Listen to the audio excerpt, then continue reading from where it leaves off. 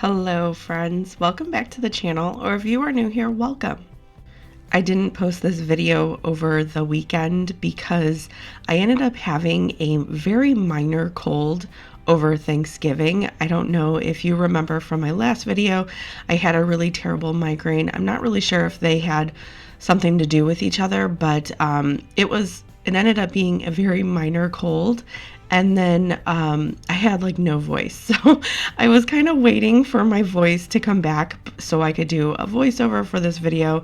And then I went back and forth if I should even post this video just because it was from Thanksgiving. But ultimately I decided, you know what? These desserts are great for every holiday, so I'm going to be making a variety of desserts. I'm also going to be kind of prepping things for Thanksgiving, but again, it's going to be the same process for Christmas, so there's really no reason why these can't be used for the Christmas holiday or any other holiday that you celebrate that you have coming up. If you have been following along, you will know that I was in charge of most of the desserts for Thanksgiving.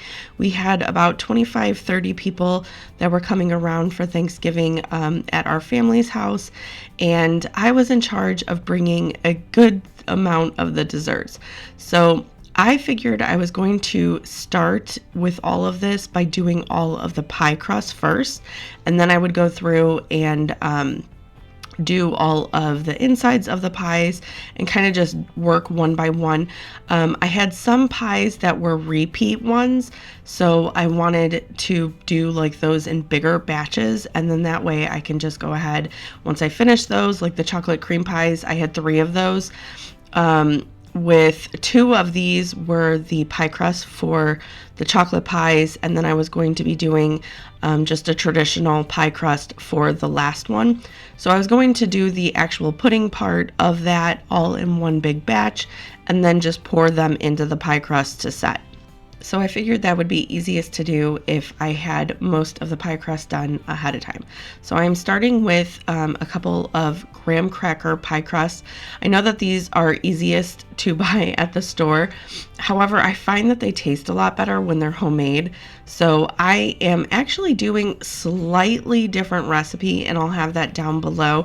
My usual ones I don't bake, but I wanted them to hold together a little bit nicer this year. So I'll have the recipe down below that I ended up following, but it ended up turning out perfect. So I'm super glad that I ended up baking it just for a couple of minutes this year to really have it set.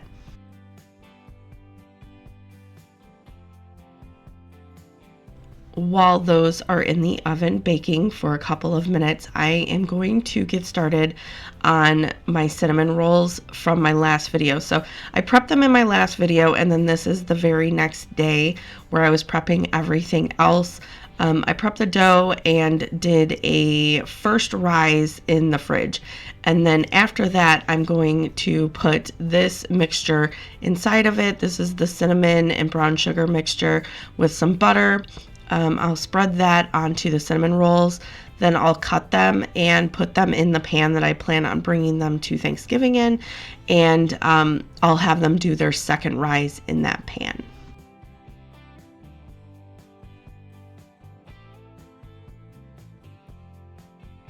You may notice that I kind of jump around in this video quite a bit, and I promise you there is a method to the madness.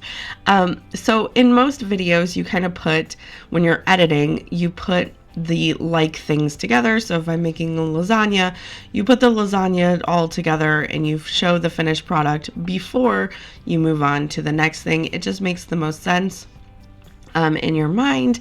However, this video in particular, I'm like, you know what, this is the process that I was going in my mind. I'm like, this is the order that I have to go in order to create all of the things that I was actually wanting to create. So this is the actual process, and it will seem like I'm jumping around because I kind of am, but it was for a purpose. It was because I had certain things going in the oven at different times. They had different degrees, you know, it was just all over the place. I knew that I needed a second rise on these cinnamon rolls, and I'm just trying to kind of figure out things. It's like a puzzle.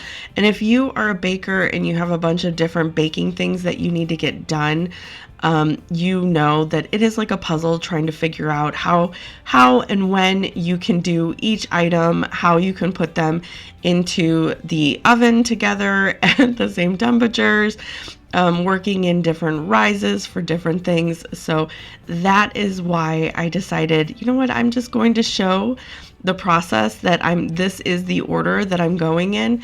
And a little bit later, I probably don't show how chaotic it gets, but my husband was wanting these one meringue mushrooms. I don't even know how to explain it. It's dried meringue, but he wanted them, and I'll explain in a little bit. But because of that, they are cooked at an extremely low temperature, and I don't know, I was so nervous about them because they're so delicate. And so anyway, I was trying to figure out how I can do like certain pies in the oven and stuff like that around that really low temperature, and trying to figure out, exactly how I could do this time-wise, because I needed to get all of these done today in order to, have everything ready for Thanksgiving, which is the very next day. And if you can see in the background, Ted, I know I've mentioned in a previous video, he chases the boys around because he's a herding dog. And so he chases the boys around, and they know that if they're running throughout the living room, throughout the house, he'll chase them, trying to herd them. So if you could see that in the living room, that's what was going on. So like I said, we have the mixture put into the cinnamon rolls. I am rolling them up and kind of pinching the seams, and then I'll cut them. I put them into this dish, and then I covered them for their second rise. So while those were going, I am moving on to the very next thing, which is my grandmother's pie crust. Now, I will put the recipe down below if you want to try it yourself. This recipe does not use butter, it uses oil. And if you've been following along, you know that has been a struggle for me because they never end up holding up. And I never know how to do it. But my family was adamant that because my grandma wasn't going to be there, we actually did have to have her pie crust still. Because they said that they are the best pie crust. They are the ones that they grew up with. And, so that was the ones I had to make. So I'm making those here. And apparently the key to this was parchment paper and rolling the pie crust in the parchment paper. It worked like a charm, and I was so glad because I was kind of panicking about these the last time I had made them. I ended up using butter, which they said they did not want in their pie crust. And I was like, I don't know how I'm going to do the oil. So I did end up doing it, and I was pretty proud that I was able to make their pie crust that they had grown up with and they were so adamant about.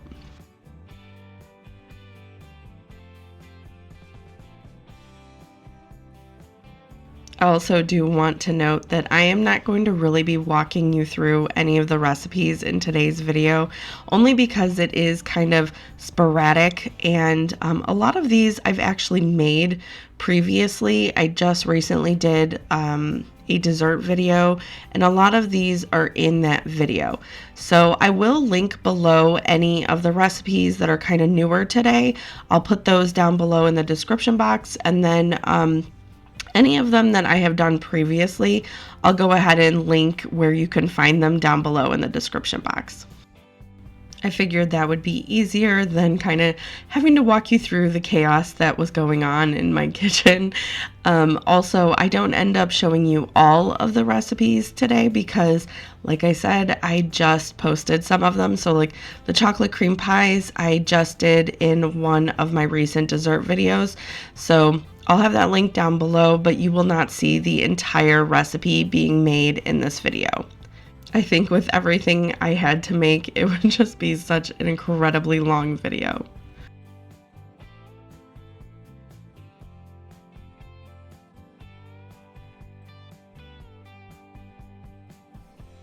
So like I said, the parchment paper was key in this pie recipe. They said to put a little bit of water down on the table, then put a piece of parchment paper underneath, and then one on top of the pie crust, and then roll it out. So that ended up working like a charm. I did 3 of these pie crusts, and they were used in various different recipes. I used one for a cherry pie, one for an apple pie, and one for a chocolate cream pie. And out of curiosity, if anyone makes pie crust like this, do they freeze well? Because I usually use a different recipe and it does freeze really well, but I'm not used to doing it with oil. This was one of the first times that I was actually successful with making it with the oil. So I would assume that it freezes well, but anyway, if you know more than I do, please let me know.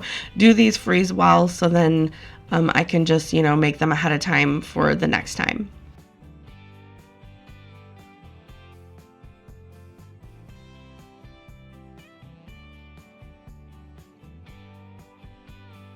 I did measure all the pie crusts. I believe most of them were off camera, but I did measure them to make sure that they were going to fit in the pans that I had them in. This is a really large pie pan. It is much larger than the other ones I have, so I wanted to make sure that that one was big enough. But this is going to be the one for the chocolate pie. My grandmother, she usually brings a chocolate pie, and it's just this crust, and then it's just like the chocolate pudding mixture that you put in here, and it sets. It is very simple. She doesn't put cream or anything like that on top. So I wanted to make one that everybody was used to having, and that was this one. The other ones, I ended up adding a homemade whipped cream to, and then shaving some chocolate over top. So you'll also see that I did that there. At this point, my kids said that they were starving, so I started to make a lunch, and one of the quickest go-to lunches that my kids, they just devour every time, and they ask for quite often, are sourdough pizzas. So this recipe, you can do it, a variety of different ways, but this one in particular is so easy that I end up doing this most time. It is literally just taking some discard, and I don't really have an exact measurement because it kind of differs each time. So you take discard and you put it into a hot cast iron pan, spread it around nice and evenly, and then I put it back into the oven for a couple of minutes just to kind of harden up so the crust isn't flimsy. I cook that until it starts to brown, and then I'll pull it out, put the toppings on, and put them back in the oven to finish up. It takes hardly any time, and I love that I don't have to make a crust ahead of time. If you are wondering about the taste, so I don't really know how to explain it, but if you like the plain Cheez-Its, I feel like it resembles that in like the slightest way. So you know how when people were doing like the keto diet, I think is what it's called, and they were melting the cheese on the plate for like, I don't know, taco shells or something. I don't know. Maybe it was like pizza crust. I don't know. But they would melt the cheese on the pan and it would get really crunchy and hard, and it resembled a Cheez-It. They are so good, I think. I hardly ever make them, but I know that they sell similar things in the store now, which I feel like are not even comparable if you make them at home versus the store-bought. But anyway, I feel like it has somewhat of the taste of those. Just the slightest, but that is what it reminds me of, if you know what I'm talking about. So anyway, I went ahead and I baked the pizzas until they were just, I don't even know if you can really tell on here, but they are slightly starting to brown. So I'm going to put the toppings on. I just do a normal sauce that I will sometimes do. This is just the traditional. I think the brand is Hunt's, but anyway, I just put a little dollop of that on, spread it around, and then whatever cheese you're wanting to use, whatever toppings. My kids, they are not crazy with pizza toppings, so they always usually just choose cheese.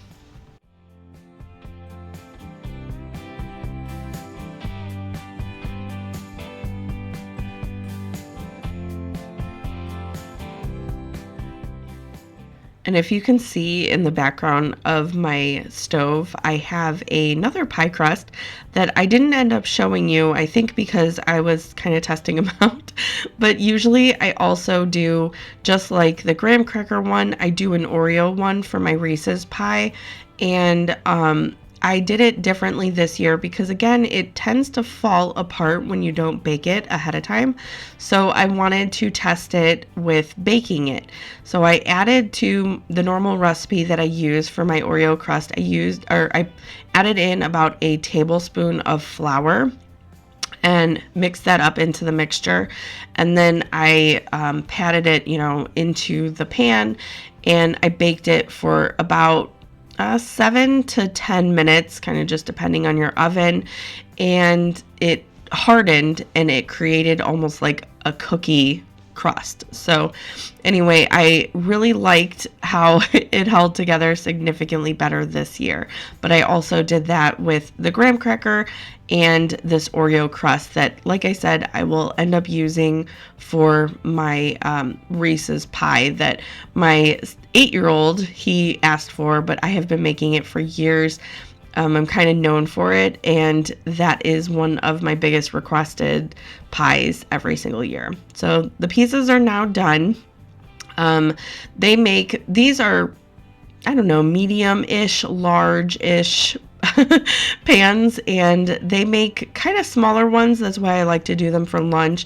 It's quick and easy for lunch, but I just sliced those up and gave those to the kids and got right on to the next thing.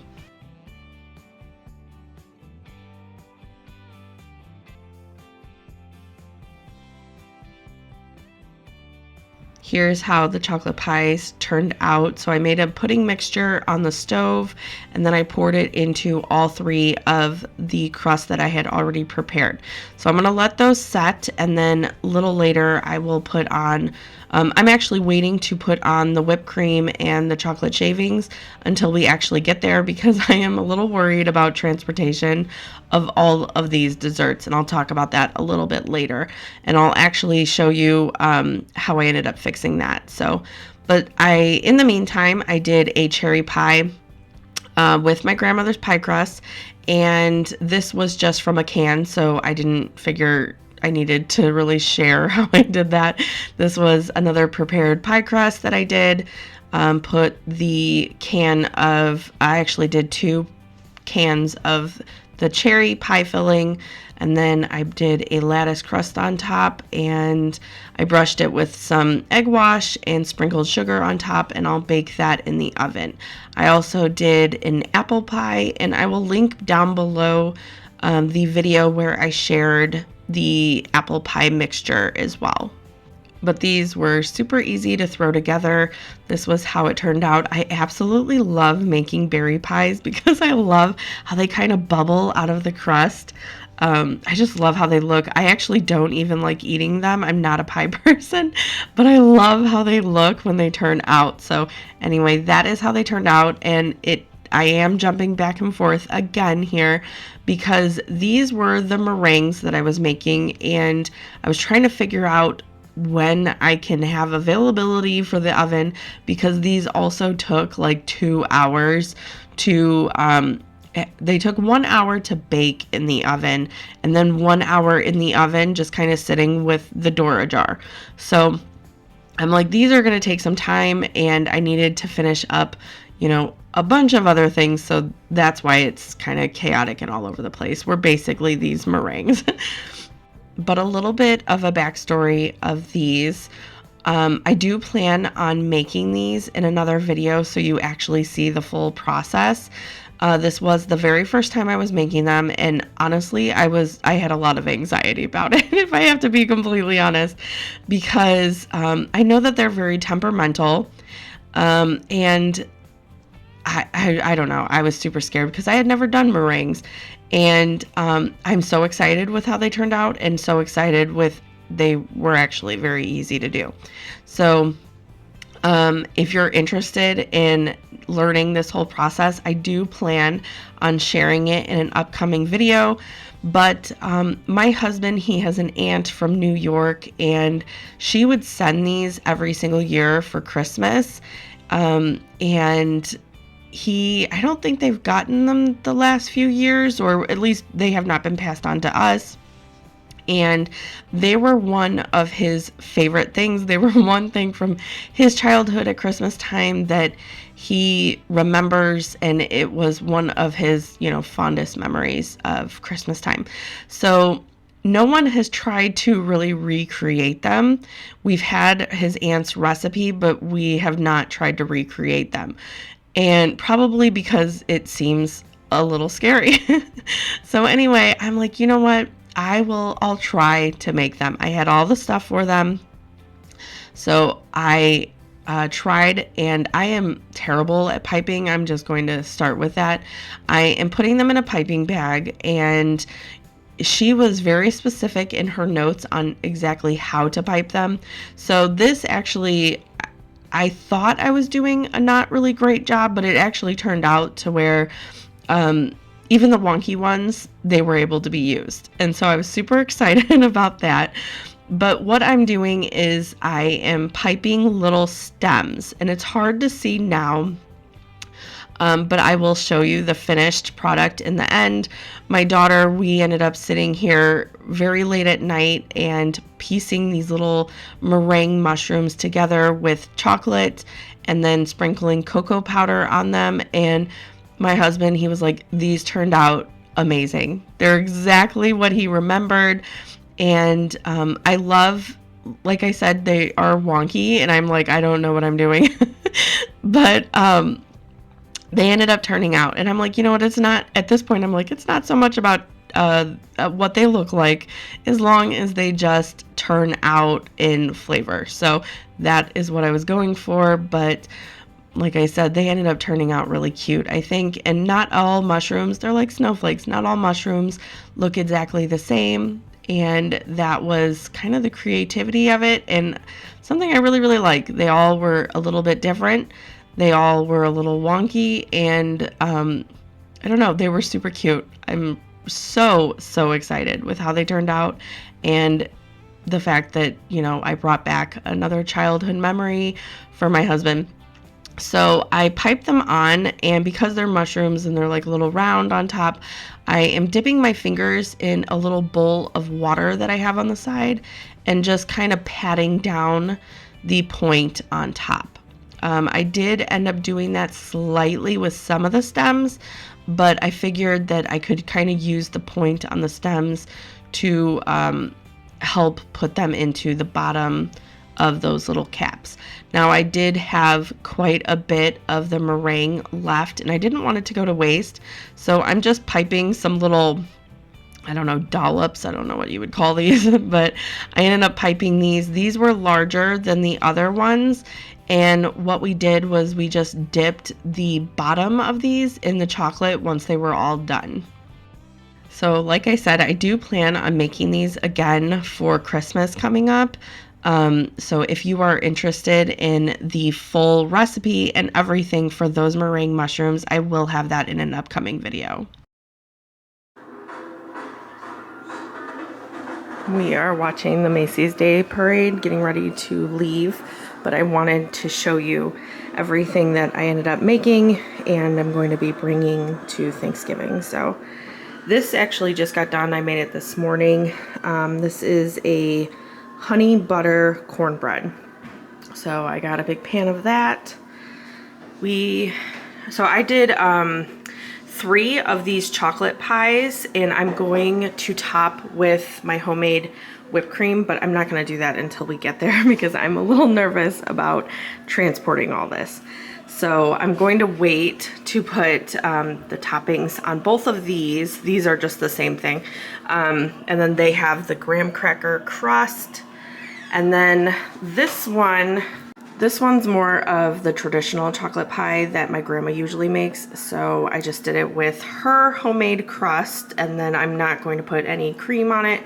I'll leave it as is because that is traditionally how she does it. So that one will stay the same. Here is the Reese's pie. It has the Oreo pie crust and then like a peanut butter filling, and it's topped with this chocolate layer, and then I just drizzled some peanut butter on top. I made a really quick cherry pie with, again, my grandmother's pie crust. They were adamant it had to be my grandmother's pie crust, so I did not use my recipes, I used hers, and this was actually the first time I had done that. And I'm hoping that they taste good. I feel like I was pretty successful with it. I'm pretty excited about it. So I did a cherry pie, an apple pie, my cinnamon rolls. They have been very requested, so I'm going to be bringing those. These peanut butter bars that we made earlier, and then I was making the meringue mushrooms, and I did not finish them with you, but I plan on making them again because they were really fun. I was so nervous about them, but Aubrey and I, let me see if I can get a good picture of it. There we go. Aubrey and I finished them off. So it's just meringue, like little mushroom tops and stems, and then we held them together with some melted chocolate that dried, and then we sprinkled cocoa on them. So these are like from my husband's childhood. I mean, he still had them as an adult, but he was pretty excited that we tried these for the very first time. And even though I was kind of scared because I'm not familiar with meringue, they were much easier once I actually got started. So I think I'll continue to make those in some form. We didn't do all mushrooms because I'm trying to find one. No, well, I guess all the ones on top are like mushrooms, but we had some meringue left over, so I just did like the little dollops, and we dipped the bottom of those. Oh, here's one. We dipped the bottom of those in chocolate, and that's how it is. I still gotta go finish my nails before we leave, but this is everything, I believe, that we did for, oh, I also have these. If you saw my previous video, my family, we take the remainder of the pie crust and do cinnamon sugar and then bake it, and they're kind of just ate before Thanksgiving. So I brought some of those for my aunt and my mom. But that is it. I'm going to try to figure out how I'm going to transport this without like a pie safe. So I think I'm going to try to stack them. I got these plates from the dollar store. Oh, this chocolate bar is to shave to put on top of the cream pies. So I got that. But I got these like little platters from the Dollar Tree. I'm hoping that I can kind of use them to stack the pies on top of each other. We will see. I'm not really sure because these tops are like, yeah, they're like kind of flimsy. So those might have to go on top. I'm not, and then these didn't even come with lids, so I have like foil for those. I'm not sure. We'll figure it out, but that is kind of what I'm doing now. I have to finish my nails and figure out how we're gonna get these to transport in my car for 40 minutes. And it's kind of like windy roads and stuff, so we'll see. It should be interesting. Here are just some afters of how everything turned out. Like I said, I do plan on sharing a lot of these again for Christmas because they were such a huge hit. And, you know, there's no reason why you can't have these. A lot of these we have at Christmas anyway. So I do plan on sharing a lot of these again. So if you cannot find the recipes down below, just know that I will have an upcoming video, and I do plan on doing a more in-depth video with the meringue. They ended up being such a huge hit. A lot of people had not had them before and were really pleasantly surprised at how much they liked them. There was also these two little girls, well, one of them was my daughter's age, so but they were like literally shoving them in their jacket pockets to bring home because they were so good, and we didn't even end up having any left. So my husband, I'm gonna have to make him a special batch just for him. So I do plan on sharing that, but these were just kind of the after shots of the other ones. And then I will also show little tidbits of our Thanksgiving at my mom's house.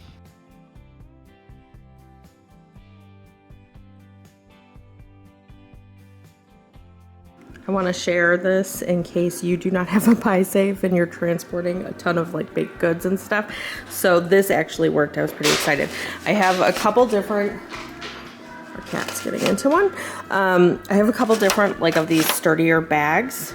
And so what I did was like this one, for instance, it's a longer bag. So I put like the cornbread and the cinnamon rolls in here.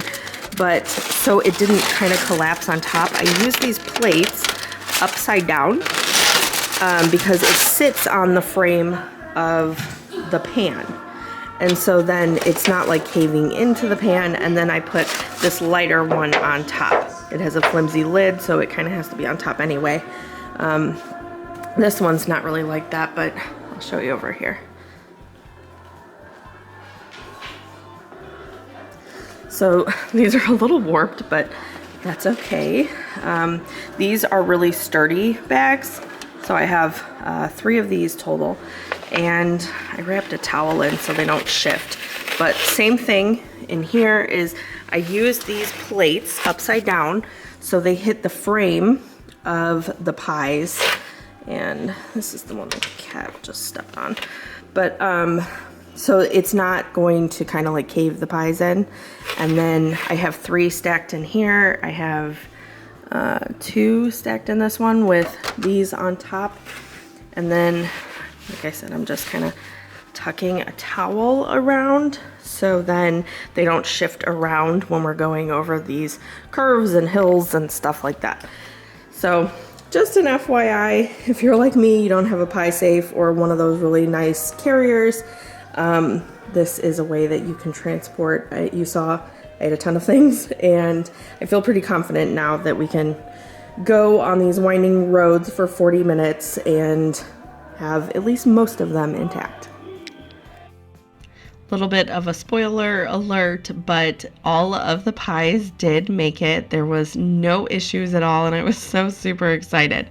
These are some of the other things that we had at Thanksgiving. I bought my mom this duck basket, and we always serve rolls in it, so we put a little bow on it. But yeah, we had a ton of other baked goods and all kinds of desserts and all kinds of little crafts for the kids to do. It ended up being such a great time, but that is all I have for you today. I hope you have a wonderful rest of your day.